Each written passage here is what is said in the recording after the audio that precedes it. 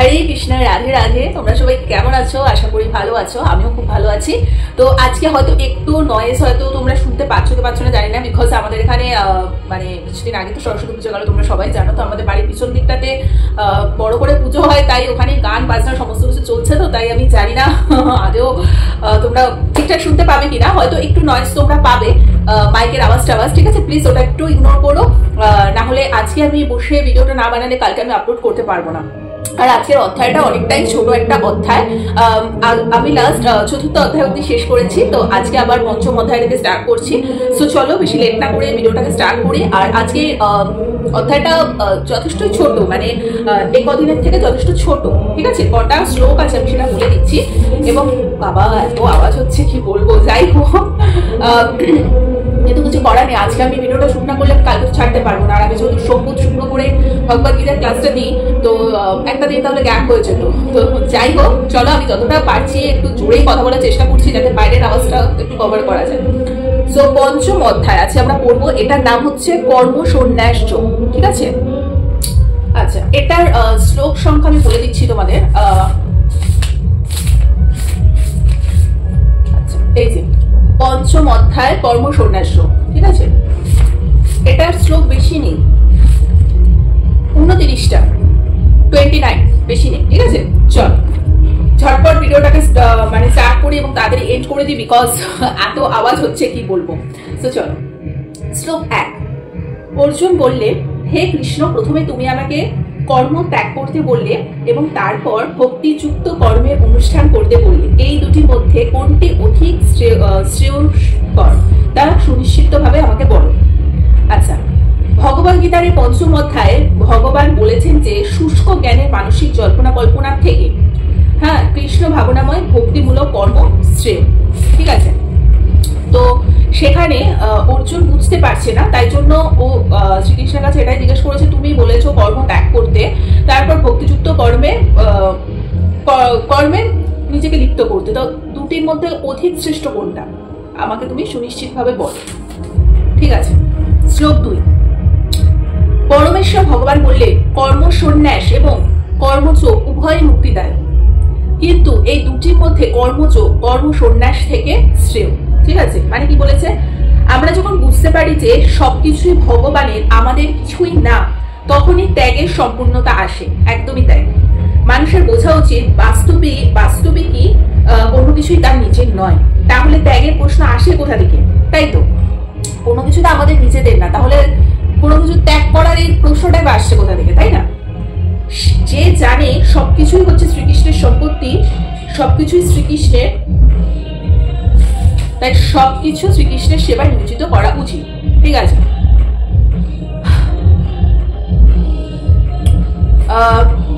তাহলে এখানে এই শ্লোকের মাধ্যমে কি বলেছে, পূর্ণরূপে কৃষ্ণ ভাবনায় ত্যাগী কোনো আশা নেই। মানে কর্মের ফলের আশায় যেসব সন্ন্যাসী আছে, ঠিক আছে, কর্মের ফলের আশায়, মানে কি বলেছে, কর্মের ফলের আশায় যেসব সন্ন্যাসী আছে, যারা পূর্ণরূপে কৃষ্ণ ভাবনাময় ত্যাগী, কোনো আশা নেই, ফলের আকাঙ্ক্ষা নাই, তারাই প্রকৃত জ্ঞানী। একদমই তাই, মানে এক কথা হচ্ছে কর্মের ফলের আশা থেকে কোনো লাভ নেই। ঠিক আছে, যারা প্রকৃতই জ্ঞানী এবং প্রকৃত যোগী, তারা জানে যে সবকিছু শ্রীকৃষ্ণ দেবে। তো আমাদের কোনো ফলের আশা, কোনো কর্মের ফলের আশা করে লাভ নেই। ঠিক আছে, এখানে এটাই বলতে চেয়েছে। আচ্ছা, শ্লোক 3। হে মহাবাহ, আজকে একটু ক্লাসটা দিতে সমস্যা হচ্ছে, এত আওয়াজ হচ্ছে না, যার জন্য আমি মাঝে মাঝে একটু ডিস্ট্র্যাক্ট হয়ে যাচ্ছি, তার জন্য তোমাদের কাছে একটু ক্ষমা চেয়ে নিচ্ছি। ঠিক আছে, আর যাই হোক, না হলে আজকে ক্লাসটা না দিলে কি, মানে কালকে যদি ক্লাস মানে ভিডিওটা আমি বানাচ্ছি, কালকে পোস্ট না করলে আবার একটা দিন গ্যাপ হয়ে যাবে। সো আমাকে যার জন্য একটু দেখতে পাচ্ছ আমি একটু হয়তো মানে বলতে গিয়ে আজকে একটু আটকাচ্ছি, কারণ আমার কনসেন্ট্রেশনটা ওই আওয়াজের দিকেই মানে ইয়ে হয়ে যাচ্ছে। তো যাই হোক, হোয়াটএভার। সো চলো, শ্লোক 3। হে মহাবাহ, যিনি তার কর্মফলের প্রতি ঘৃণা এবং আকাঙ্ক্ষা যুক্ত নয়, তাকেই নিত্য সন্ন্যাসী বলে জানবে। এই প্রকার ব্যক্তি দ্বন্দ্বরহিত এবং তিনি পরম সুখে কর্মবন্ধন অতিক্রম করে মুক্তি লাভ করেন। অর্থাৎ কি বলেছে এখানে, যিনি পূর্ণরূপে কৃষ্ণ ভাবনায় হয়, তিনি সর্বদাই ত্যাগী। কারণ তিনি তার কর্মফলের প্রতি ঘৃণা এবং আকাঙ্ক্ষা যুক্ত নয়। একদমই তাই। সে কি কর্ম করছে তার প্রতি আমরা যে ভয় পাই, বাবা এই কাজটা করার ফলে এটা হবে, ভয় পাচ্ছি, নিজের কর্মের প্রতি, এগুলো ওদের মধ্যে থাকেই না। এই ধরনের ত্যাগী যিনি অনন্য ভক্তি সহকারে ভগবানের সেবা করে, তিনি হচ্ছে প্রকৃত জ্ঞানী। তিনি খুব ভালোভাবেই জানেন শ্রীকৃষ্ণের অবিচ্ছেদ্য অংশ মাত্র তিনি, মানে আমরা সবাই হচ্ছে শ্রীকৃষ্ণের অবিচ্ছেদ্য অংশ, ঠিক আছে। তখন আর আকাঙ্ক্ষার শোক করবার কিছুই থাকে না, তাই তখন মনে আর কোনো দ্বন্দ্বভাব থাকে না, কারণ তখন সবই শ্রীকৃষ্ণের জন্য করা হয়। আচ্ছা, শ্লোক হচ্ছে 4। অল্পজ্ঞ জ্ঞানীরাই কেবল বলে যে কর্মযোগ সাংখ্যযোগ থেকে পৃথক। পণ্ডিতেরা কিন্তু বলেন যে উভয়ের মধ্যে যে কোনো একটিকে সুষ্ঠুভাবে আচরণ করলে উভয়েরই ফল লাভ হয়। অর্থাৎ কি বলেছে, কর্মযোগ এবং সাংখ্যযোগ এই দুটি পদ্ধতিতে কোনো ভেদ নেই, কারণ উভয়েরই উদ্দেশ্য হচ্ছে শ্রীকৃষ্ণ। আচ্ছা, শ্লোক হচ্ছে 5। যিনি জানেন যে সাংখ্যযোগের দ্বারা প্রাপ্ত গতি কর্মযোগের দ্বারাও লাভ করা যায় এবং এভাবে সাংখ্যযোগ এবং কর্মযোগকে এক বলে জানেন, তিনি যথার্থ তত্ত্বদ্রষ্টা। মানে সাংখ্য দর্শনের মাধ্যমে আমরা এই সিদ্ধান্তে উপনীত হই যে জীব এই জড়জগতের অংশ নয়, একদমই তাই, কিন্তু সে পূর্ণ পরমাত্মার অবিচ্ছেদ্য অংশ। আমরা সকলেই শ্রীকৃষ্ণদেবের অবিচ্ছেদ্য অংশ, ঠিক আছে। এই জড়জগতের আমরা কোনো অংশ নই।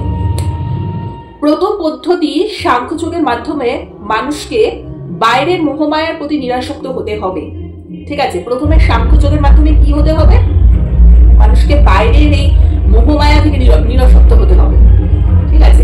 এবং কর্মযোগ পদ্ধতির মাধ্যমে মানুষকে কৃষ্ণ ভাবনাময় কর্মে আসক্ত হতে হবে। প্রকৃতপক্ষে দুটি পন্থাই এক, ঠিক আছে। একটাই মূল কথা, মোহমায়া ত্যাগ করো, জড়জগতে ভগবানের প্রতি সমর্পিত করো, ব্যাস। শ্লোক 6। হে মহাবায়ু বাহক, কর্মযোগ ব্যতীত কেবল কর্মত্যাগরূপ সন্ন্যাস দুঃখজনক, কিন্তু নিষ্কাম কর্মযোগে যুক্ত উনি অচিরেই ব্রহ্মকে লাভ করে। অর্থাৎ কি বলেছে, সন্ন্যাসী দুই প্রকার, মায়াবাদী এবং বৈষ্ণব। মায়াবাদী সন্ন্যাসীরা সাংখ্য দর্শন অধ্যয়ন করে, আর বৈষ্ণব সন্ন্যাসীরা বেদান্ত সূত্রের যথার্থ ভাষ্য শ্রীমদ ভাগবত দর্শন অধ্যয়ন করে। বৈষ্ণবটা কিন্তু সবসময়ের জন্যই শ্রী ভগবত গীতা বলো এগুলোই কিন্তু পাঠ করে থাকেন। আচ্ছা, শ্লোক 7।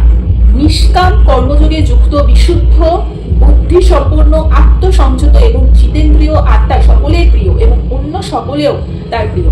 তিনি সবসময় কর্ম করেও তাতে লিপ্ত হন না।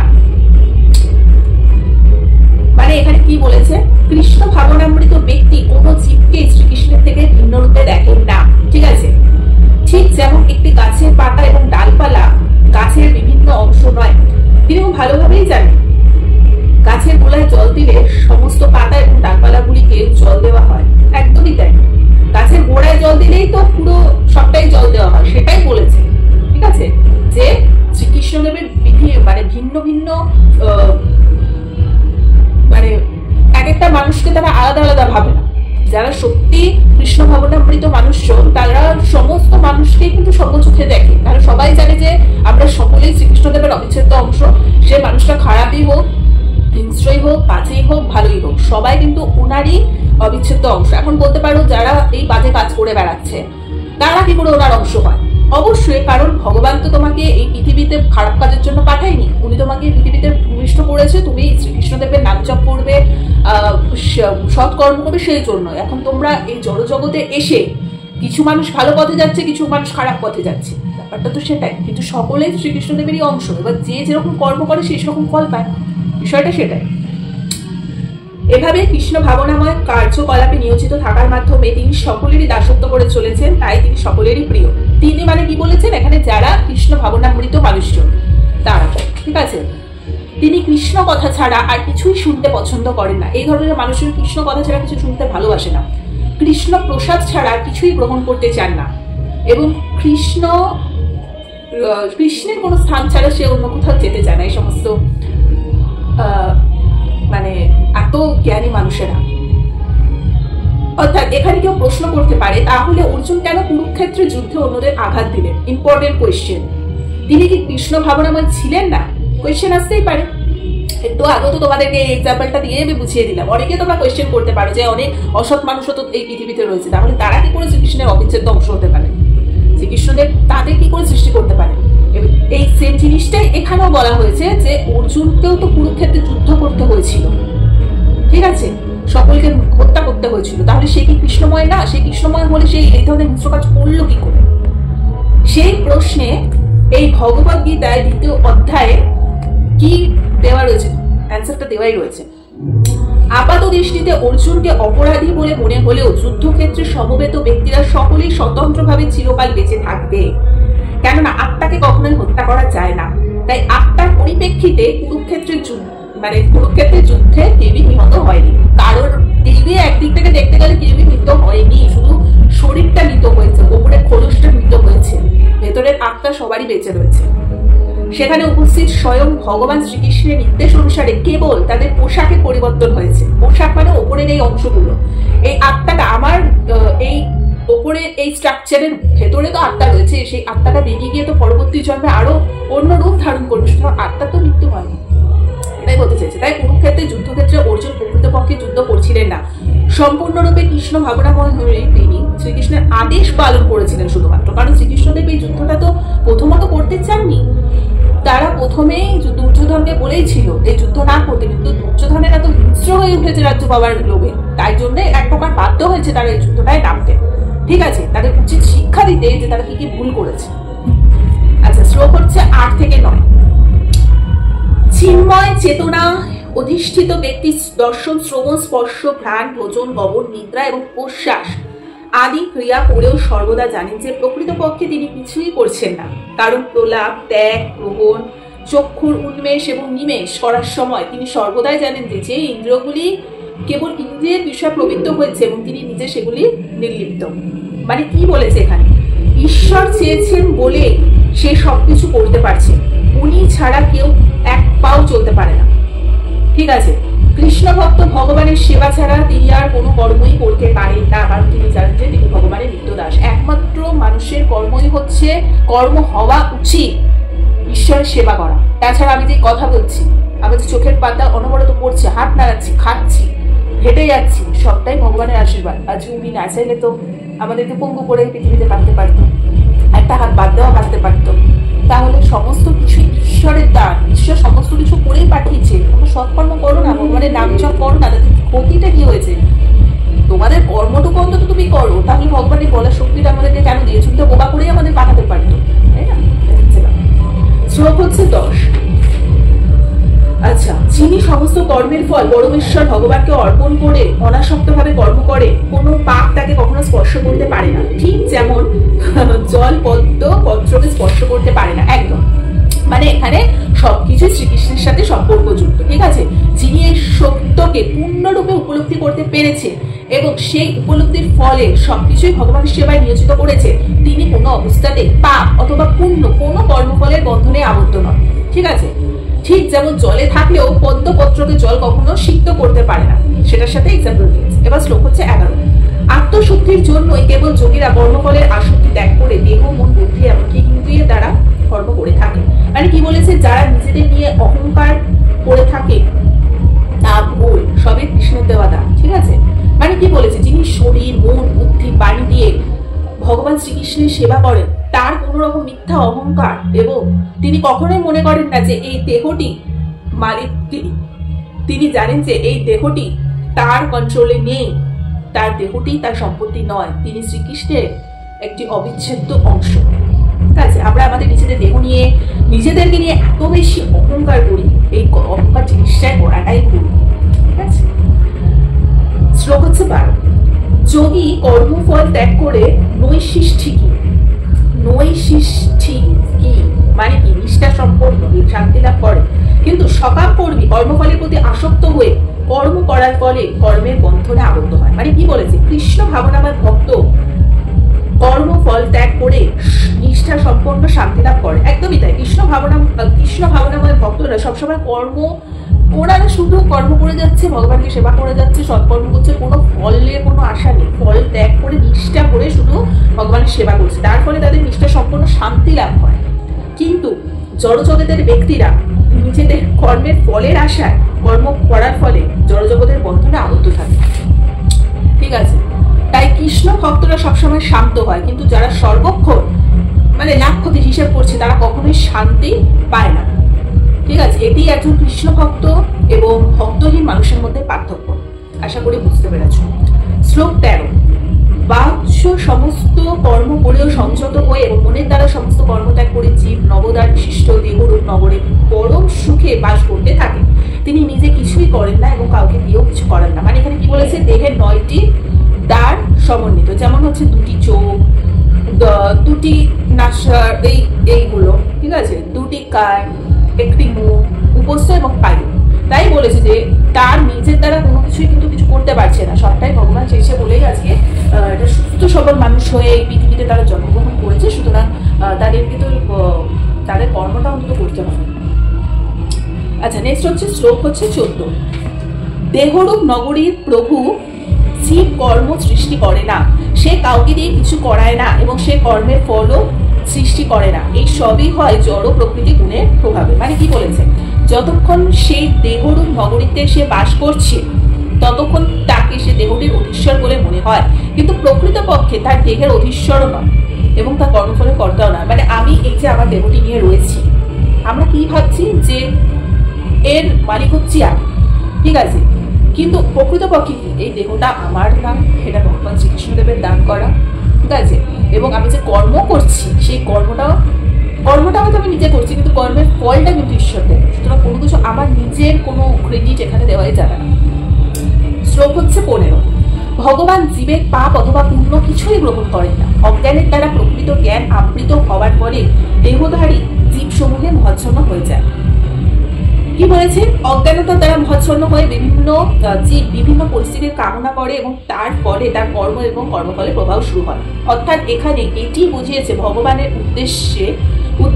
উদ্দেশ্য এই জড়জগতের মোহমায়া থেকে মুক্ত হতে গেলে সবসময় সৎকর্মে মন দিতে হবে, ঈশ্বরের নাম জপ করতে হবে। হিংসা, বিদ্বেষ, অন্যের ক্ষতি এসব মনে আনা যাবে না। কিন্তু হিংস্র মানুষ নিজের সুখ ভোগের জন্য ভগবানের কাছে চাইতে থাকে, তাই ঈশ্বর এক প্রকার তাদের উচিত শিক্ষা দেওয়ার জন্যই তাদের ইচ্ছা পূরণ করে। পরে যখন সেই কাজের দ্বারা তারা বাস খায় তখন বোঝে কেন সেই কাজ সে করেছে। অর্থাৎ আমরা নিজেদের কর্মের ফল ভোগ করি আর ব্লেম করি ভগবানকে। মানে আমি আগেই এটা বললাম যে অনেক অসৎ মানুষ আছে, এত সমাজের কাজের বাজে কাজ হচ্ছে, তাহলে তোমরা বলতেই পারো জানেন রেপিস্ট তারাও তার মানে শ্রীকৃষ্ণদেবের অবিচ্ছেদ্য সব পেয়েছে, প্রত্যেকটা মানুষের মধ্যে উনি রয়েছে, কিন্তু উনি তো কখনো তাকে খারাপ কাজ করতে পাঠায়নি। তার ইচ্ছে হচ্ছে সে এই লাইনে যাবে, ঠিক করেছে, সে এই সমস্ত ফালতু কাজ করে বেড়াচ্ছে। তো সেখানে তো নিজেদের কর্মের ফল এগুলো, তাই না? সেখানে তো আমরা সবসময় বলি ভগবান এটা কেন করলো, মানে রিসেন্ট যে ঘটনাটা হলো আমরা সবাই জানি। তো সেখানে আমরা সবাই বলে ভগবান কিছু করতে পারলো না, আরে বাবা এ কি অদ্ভুত ব্যাপার, সবাই তাহলে ভগবানকে কেন ব্লেম করবে, তাই না? শ্লোক হচ্ছে 16। আচ্ছা, শ্লোক 16তে কি বলেছে, জ্ঞানের প্রভাবে তাদের অজ্ঞান বিনষ্ট হয়, তাদের সেই জ্ঞান অপ্রাকৃত পরম তত্ত্ব প্রকাশ করে, ঠিক যেমন দিন মানে সূর্যের উদয় সবকিছু প্রকাশিত হয়। মানে কি বলেছে, যারা শ্রীকৃষ্ণকে ভুলে গেছে তারা অবশ্যই মহাচ্ছন্ন, কিন্তু যারা কৃষ্ণ ভাবনায় ভাবিত তারা কখনোই মহাচ্ছন্ন নয়। বহু বহু জন্মের পরে প্রকৃত জ্ঞানী ভগবান শ্রীকৃষ্ণের শরণাগত হয়। একদম আমিও হয়তো বহু বহু কোটি কোটি জন্মের পরে এখন এসে শ্রীকৃষ্ণের শরণাগত হয়েছি, ঠিক সেরকম আমার আত্মা এই জন্মে যখন মারা যাব পরের জন্ম আসছে, এবার কি রূপে কিভাবে কি বেশে আসছে আমি নিজেও জানি না, ওটাই আত্মা কখনো মৃত্যু হয়। কিংবা কৃষ্ণ ভাবনায় ভাবিত হলে তার কাছে সমস্ত তত্ত্ব প্রকাশিত হয়। একদম যারা কৃষ্ণ ভাবনায় ভাবিত থাকে তাদের কাছে সবকিছু সুস্পষ্ট হয়। কৃষ্ণকে জানতে গেলে ভগবান গীতা পড়তে হবে, সৎকর্ম করতে হবে, ভগবানের নাম জ্ঞান করতে হবে।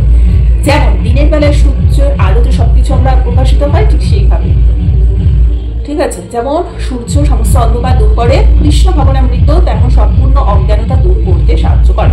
শ্লোক হচ্ছে 17। যার বুদ্ধি ভগবানে স্থির হয়েছে, মন ভগবানের চিন্তায় একাগ্র হয়েছে, নিষ্ঠা ভগবানের দৃঢ় হয়েছে এবং যিনি ভগবানকে তার একমাত্র আশ্রয় রূপে গ্রহণ করেছে, তার সমস্ত কলুষ জ্ঞানের দ্বারা সম্পূর্ণরূপে বিধায়িত হয়েছে এবং এইভাবে তিনি মুক্তিমার্গে গমন করেন। মানে কি বলেছে, ভগবান বলেছে, হে অর্জুন, আমার থেকে শ্রেষ্ঠ আর কেউ নেই। যার মন, বুদ্ধি, নিষ্ঠা ও আশ্রয় ভগবান শ্রীকৃষ্ণতেই নিত্য কেন্দ্রীভূত, যিনি পূর্ণরূপে শ্রীকৃষ্ণের শরণাগত, যিনি ঈশ্বর তার সমস্ত পাপ থেকে মুক্ত হয়ে পূর্ণ জ্ঞানে পরম সত্যকে উপলব্ধি করেন। শ্লোক হচ্ছে 18। জ্ঞানবান পণ্ডিতেরা বিদ্যা, বিনয় সম্পন্ন ব্রাহ্মণ, গাভী, হাতি, কুকুর এবং কুকুরভোজী চন্ডাল আদি সকলের প্রতি সমদর্শী হন। মানে কি বলেছে, ভগবানের সঙ্গে সম্বন্ধযুক্ত হবার কৃষ্ণ ভক্ত দেখেন যে সমস্ত জীবের অন্তরে ভগবান শ্রীকৃষ্ণ তার আংশিক প্রকাশ পরমাত্মা রূপে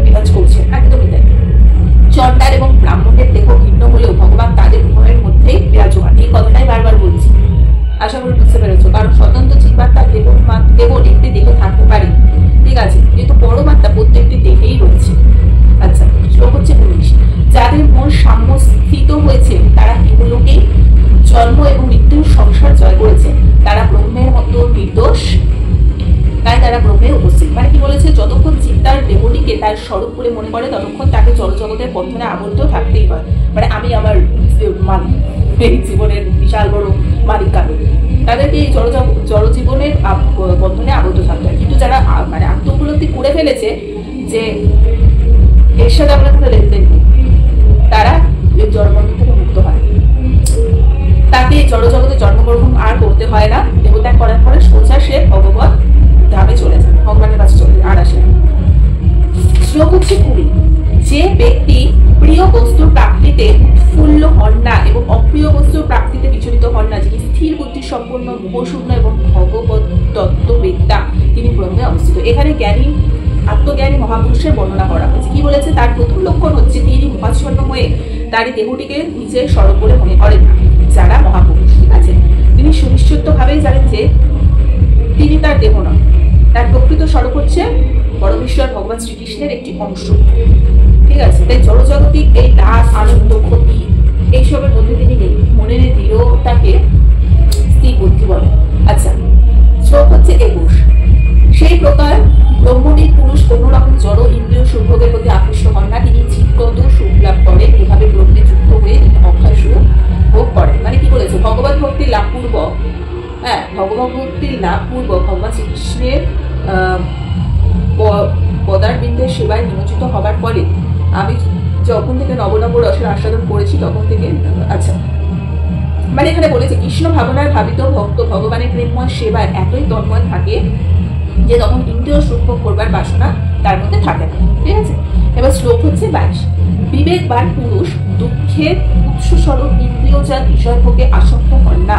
এ গন্তেও এই ধরনের সুখ ভোগ আদি এবং অন্তর্বিশিষ্টতায় জ্ঞানী ব্যক্তিরা তাদের দ্বিধা করে না, ঠিক আছে। এবার শ্লোক হচ্ছে 23। এই দেহত্যাগ করার পূর্বে যিনি কাম ক্রোধ থেকে উদ্ভূত বেগ সহ্য করতে সক্ষম হন তিনি যোগী এবং এই জগতে তিনি সুখী হন।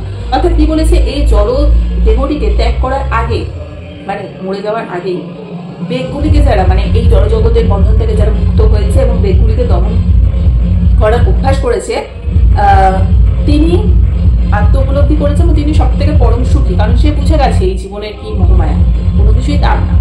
শ্লোক হচ্ছে 24। যিনি আত্মাতে সুখ অনুভব করে, যিনি আত্মাতে রমশীল এবং আত্মাই তার লক্ষ্য, তিনি যোগী, তিনি ব্রহ্মে অবস্থিত হয়ে ব্রহ্ম নির্বাহ লাভ করেন। মানে এই ধরনের মুক্ত পুরুষ কখনোই এই জড়জাগতিক সুখের আশঙ্কা করে না। এই অবস্থাকে বলে ব্রহ্মভূত, যা লাভ করার ফলে ভগবত ধামে যাওয়া পুরো নিশ্চিত। আচ্ছা, শ্লোক 25। সংযত চিত্ত সমস্ত জীবের কল্যাণে রত, দ্বিধাশূন্য এবং নিষ্পাপ ঋষিগণ ব্রহ্ম নির্বাহ লাভ করে। মানে যিনি সম্পূর্ণভাবে কৃষ্ণ ভাবনাময়, তিনি কেবল সমস্ত জীবের মঙ্গলই সাধনা করে। শ্রীকৃষ্ণের সঙ্গে তার নিত্য সম্পর্কের কথা পূর্ণরূপে অবগত হওয়ার ফলে মানুষ জড়জগতের বন্ধন থেকে যথার্থই মুক্তি লাভ করে, এমনকি জড়দেহের মধ্যে অবস্থান করলেও তিনি মুক্ত হয়ে যান। মানে যারা সত্যি শ্রীকৃষ্ণদেবের সাথে তাদের একটা খুব সুন্দর সম্পর্ক, তারা হয়তো এই জড়দেহটিকে নিয়েই রয়েছে, কিন্তু তাদের মন পড়ে রয়েছে একদম সবসময় ভগবানের দিকে, ঠিক আছে। শ্লোক হচ্ছে 26। কাম এবং ক্রোধ শূন্য সংযত চিত্ত আত্মতত্ত্ব সন্ন্যাসীরা সর্বোত্তভাবে অচিরেই ব্রহ্ম নির্বাহ করে।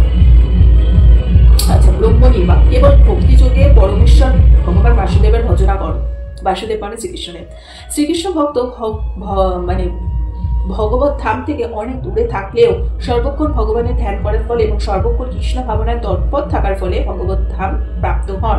এই স্তরকে ব্রহ্ম নির্বাহ বলে, নির্বাণ বলে, ঠিক আছে। আচ্ছা, এবার শ্লোক হচ্ছে 27 থেকে 28। মন থেকে বাহ্য ইন্দ্রিয় বিষয় প্রত্যাহার করে বৃহদ্বয়ের মধ্যে দৃষ্টি স্থির করে নাসিকার মধ্যে বিচরণশীল প্রাণ এবং অপান বায়ু ঊর্ধ্ব এবং অধোগতি রোধ করে ইন্দ্রিয় মন ও বুদ্ধি সংযত করে এবং ইচ্ছা ভয় ও ক্রোধ শূন্য হয়ে যেমনি সর্বদা বিরাজ করেন তিনি নিশ্চিতভাবে মুক্ত। মানে এই যে আমরা মেডিটেশন করি, এই মেডিটেশনের ফলে সব রকমের ভয় ক্রোধ থেকে মুক্ত হওয়া যায় খুব সহজে। শ্লোক হচ্ছে 29, সেটাই লাস্ট শ্লোক। আমাকে সমস্ত যোগ্য এবং তপস্যার পরম ভোক্তা সর্বলোকের মহেশ্বর এবং সমস্ত জীবের সুহৃদয়ের রূপে জেনে যোগীরা জড়জগতের দুঃখ দুর্দশা থেকে মুক্ত হয়ে শান্তি লাভ করে। অর্থাৎ এখানে এটাই বলেছে যে শান্তি লাভের জন্য শ্রেষ্ঠ নীতি হচ্ছে মানুষের কর্তব্য একটাই, ভগবানের সেবায় সবকিছু উৎসর্গ করা। তার থেকে শ্রেষ্ঠ আর কিছু হতেই পারে না। শিব ব্রহ্মা আদি শ্রেষ্ঠ দেবতার থেকেও তিনি শ্রেষ্ঠ। ভগবান শ্রীকৃষ্ণের পরমেশ্বর এবং অন্য সমস্ত জীব এমনকি বড় বড় দেবতারাও তার অনুগত ভীত। মানে বড় বড় দেবতারাও শ্রীকৃষ্ণদেবেরই অবিচ্ছেদ অংশ এবং তারাও কিন্তু শ্রীকৃষ্ণের নিত্য দাস। ঠিক আছে, এই পরম সত্যকে উপলব্ধি করে সম্পূর্ণরূপে কৃষ্ণ ভাবনাবান হতে পারলেই পূর্ণ শান্তি লাভ করা যায়। আচ্ছা, সো এই হয়ে গেল আমাদের পঞ্চম অধ্যায় কমপ্লিট। আশা করি তোমাদের ভালো লেগেছে। যারা এতক্ষণ অবধি আমার এই ভিডিওটা স্কিপ না করে দেখেছো, ভগবানের অশেষ আশীর্বাদ তোমাদের মাথার উপর আছে। আর যারা দেখোনি তাদের কথা কিছু নাই বা বললাম। তো কেমন লাগছে আমার এই প্রতিদিনের ভগবদ গীতার ক্লাস অবশ্যই জানিও। আজকের এই পার্টটা যথেষ্টই ছোট হয়েছে আর ভালোই হয়েছে, বিকজ এত বাইরে আওয়াজ হচ্ছে না, তো একটু তাড়াতাড়ি আজকে শেষ করে দিতে পারলাম। তো চলো নেক্সট পার্ট নিয়ে আবার চলে আসি। আজকের মতো এখানে। হরে কৃষ্ণ, রাধে রাধে।